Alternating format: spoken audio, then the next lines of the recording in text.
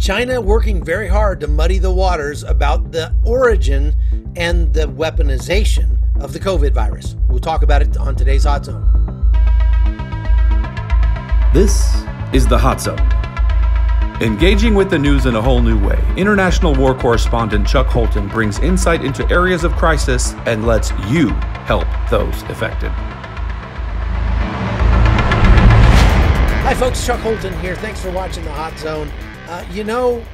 It's been really interesting for me to track the reporting about the COVID virus since I've been on lockdown here in Panama, as I troll the news sources that I have access to. So I have access to things that you don't, most likely, because we get AP news sources that the mainstream media draw their news from very often. And so this is sort of a subscription service that I have access to through CBN. And because this podcast is syndicated on CBN's YouTube channel, and because I use it for CBN pieces, I'm able to access that. And I try to bring you some news from there that the mainstream media often ignores. Here's something very interesting that I've been seeing. We've been talking over the last couple of podcasts with General Spalding about how China has been full court press on espionage and basically trying to cheat every way they can in the global sphere. And one of the ways that they've done that with the COVID virus is by taking advantage of the chaos to try to get themselves ahead even further. And we talked about that over the last couple podcasts. Go back and watch those if you haven't. That interview with General Spalding is first source material. He is an expert on China, lived in China for many years, knows what he's talking about, and it's scary stuff, what he's saying. But as we look at the news sources that are what's coming out about China, here's what I've started to notice. If you think about the AP or the New York Times or CNN, they have big markets all over the globe. And part of that market, a large part of that market, is in China itself. And so if they get kicked out of China, they lose a significant amount of revenue. Well, what I've noticed with the AP is that so much of the reporting they're putting up basically qualifies as propaganda for China over the last couple of weeks. And this is what the mainstream media has to pull from, you understand? So China is obviously pushing these news outlets to publish stuff that is positive about China, to publish stuff that casts doubt on the narrative that the Trump administration is talking about, in that China has weaponized this virus. They may or may not have created the virus on purpose, but they certainly have taken advantage of the virus in order to spread it around the world and spread the misery so that they can get back to work before everybody else. That is not even, there's ample proof of that. But when you look at what's available on the AP, this is the kind of thing that we're seeing. Check this out. Hear that there are no more severe cases, no more patients in Wuhan. China has worked very hard to bring the outbreak under control. Well, because it just follows the pattern of many other emerging infections. Every infection starts in a place, and Zika virus, we have so many examples. They start off in different places and they move around the world because we're so global now. So it just follows that pattern to me. It's actually very, very straightforward. So it's following the playbook of many other infections, so it doesn't surprise me. And so I don't need any evidence to say that it was manufactured somewhere, because we have, I would say, literally hundreds of infections like this and that have followed this pattern. So they go out and this is a Chinese media source that is interviewing a doctor saying there's no way that this is a manufactured virus. This is obviously coming from a natural source, but it's ignoring the more important question. I'm not even casting doubt on what this doctor's saying. I'm not disagreeing with this doctor. But what I'm saying is it's trying to shape the narrative. It's trying to shape the story to be about whether or not this virus came from a lab or came from a natural source. I'm saying it doesn't matter, because whether or not it came from a natural source, the real question, the real crux of this issue is that China has been purposefully, intentionally weaponizing the fact that this virus is out there by allowing millions of its citizens to travel all over the world, even long after it knew that there was human-to-human transmission. It knew that they had a problem with this virus in Wuhan province. They let these people travel all over the world.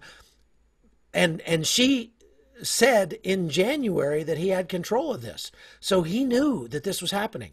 And by letting these people travel all over the world, they intentionally spread the virus. Just recently, Mike Pompeo gave a speech where he detailed some of the other things that China has done that make it culpable for the global pandemic. Listen to this. This is a laboratory that contained highly contagious materials. We knew that. We knew that they were working on this program. Many countries have programs like this.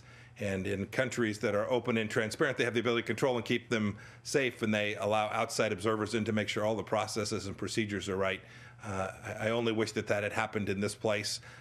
We would know more about it, and we would know more about what has transpired there, if anything, today.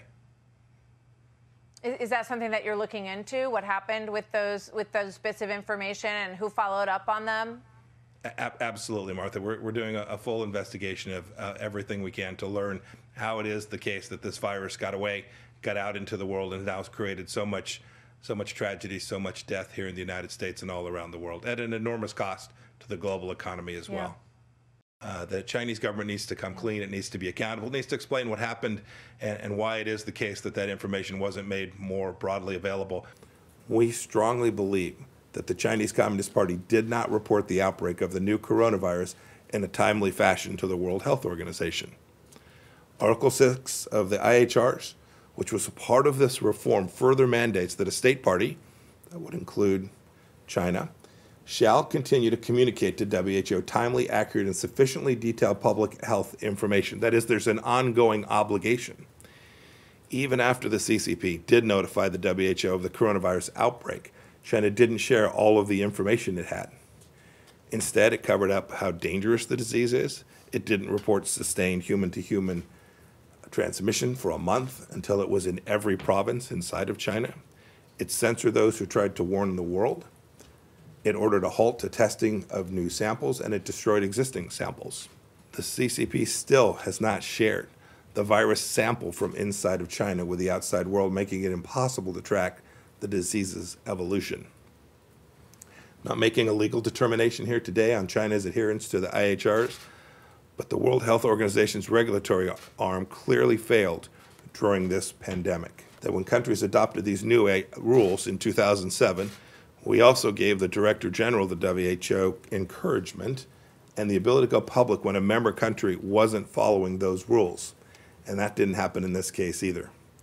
That's why we continue to insist this is an ongoing requirement for transparency and openness according to the WHO rules, and the WHO has responsibility to continue to enforce them today. This transparency and getting it right is critical to saving lives today and in the future. And that there are a set of global regulations that the Chinese Communist Party signed up for. These aren't American rules we imply. These are rules that the Chinese government signed up for.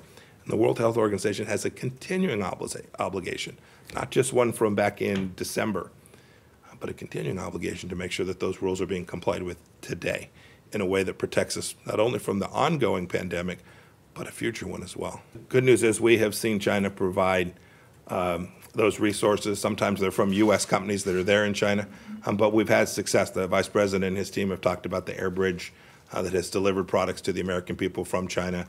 We appreciate that. We are counting on China to continue to live up to its contractual obligations and international obligations to provide that assistance to us and to sell us those goods. Often these are commercial transactions in a way consistent with all of the international trade rules. So listen, folks, this is the kind of news that I'm trying to bring you with this podcast. There's so much going on in the world, and when you watch the news, the narrative is being shaped, it's being crafted. I am not a conspiracy theorist. I loathe conspiracy theories, and I'm very, very skeptical when I get forwarded all this crap on Facebook. Many of my viewers are actually doing that. Please don't forward me this garbage. That's the Q movement and all this kind of 5G spreading the COVID virus. Don't be stupid. I'm very skeptical of conspiracy theories, but I think there is so much evidence out there right now that China has taken advantage of this virus in order to try to get ahead.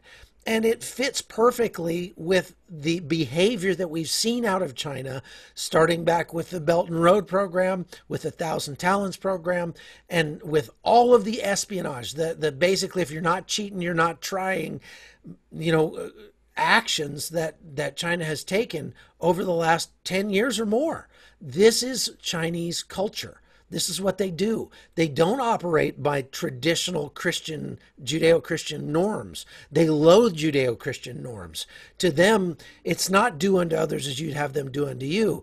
To China, it's do unto others before they do unto you. And if you're not stealing copyrighted material, if you're not copying what somebody else has done, trying to reverse engineer it and put it out under your own name, then why not? They don't understand why you wouldn't do something like that. And it's not that they just do that around the world. They do that to each other inside China. We've always known ever since we were kids that when you buy Chinese stuff, it's probably going to be junk. It's probably not going to be high quality. And China has worked very hard to try to get away from that stereotype. But the bottom line is the stereotype has some truth to it. That in China, many of the products that come out of China are subpar quality because they try to do the absolute minimum possible to sell you a product and, get you to buy it. And then whether or not it works for very long, they don't care. But let me tell you, living in Panama, we found out that there is a whole different level of cheap Chinese junk below regular Chinese junk that you get in the United States. You buy stuff that's made in China here in Panama, and very often you have to fix it before you can even get it to work the first time. And what we've also found is that if you go to China, there's an even lower level of Chinese junk below what they would sell to the rest of the world. That's what they sell to each other. So it's not a far-fetched idea to think that China would try to take advantage of a virus, of a pandemic, in order to get ahead. It's just not. And that's not saying bad things about the Chinese people per se. This is what communism is all about. This is what communism does. It's lowest common denominator thinking. Communism lowers everybody to the lowest common denominator. And this is the exact opposite, the mirror image of what the capitalism and the Judeo-Christian ethic of the United States posits, or what it puts out there. And that is that we should always try to make things better, that we should try to underpromise and overperform. In China, it's just the opposite of that. It's overpromise and underperform. Do the bare minimum you can to get by, because that's what communism is all about. So I'm getting out of my soapbox. I just want you to see some of the propaganda that's coming out of China right now, and contrast that with the truth that's being told by Mike Pompeo and the Trump administration.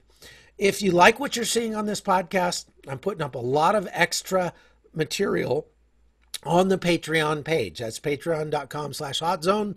And all it takes is just $3 a month. Buy me a cup of coffee every month and you get access to that almost daily content I'm putting up over there. And it's stuff that I'm not allowed to show you very often, that I'm not allowed to publish in public. I put out there on the internet. It's stuff that I can only show to you in confidence. So that's why I'm putting it over there on the Patreon page. Make sure you go watch that if you're a patron. Thanks for being a part of it. We'll talk to you later. The Hot Zone is produced by Amy Holton and Livefire Media. Copyright 2019.